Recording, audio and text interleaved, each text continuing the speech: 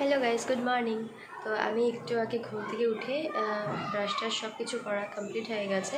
এখন আমি কিচেনটাকে একটু পরিষ্কার করছি, একটু মোছামুছি, যেটা আমার ডেইলি রুটিন থাকে। তো একটু পরিষ্কার করতে চলো, তোমরা ভিডিওটা স্কিপ না করে দেখতে থাকো।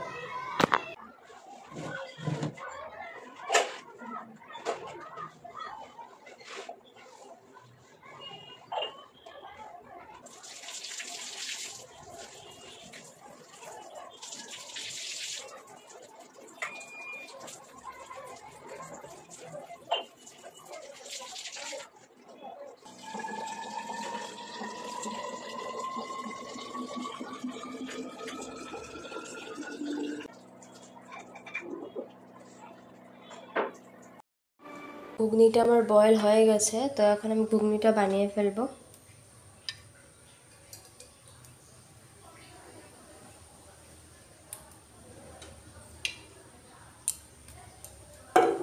এই যে আমি ঘুগনিটা বসিয়ে দিয়েছি, একটু হলুদ দিয়ে দিলাম। নুন বেশি দেবো না, অল্প দেবো, কারণ আগে আমি অলরেডি দিয়েছিলাম।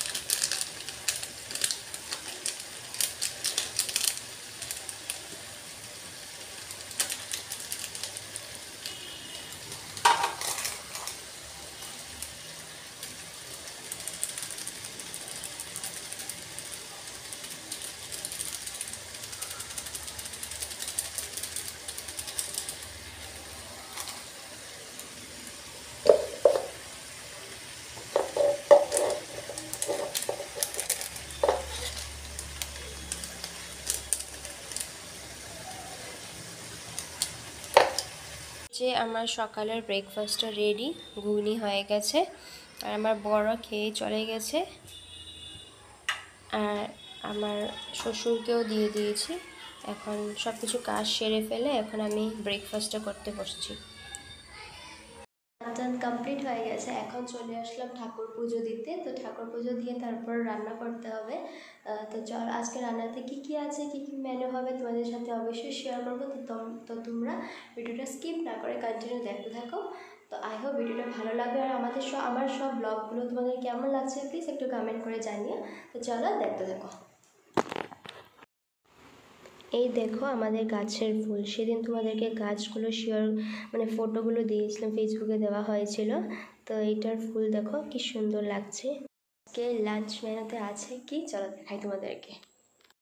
দেখাচ্ছি তোমাদেরকে, এইটা হলো ভাত, অ্যাজ ইউজুয়াল যেটা থাকবেই। এটা হলো সয়াবিন আলু টমেটো দিয়ে তরকারি। এইটা হলো কাঁকরোল ভাজা, আর নিচে আছে আলু ভাজা।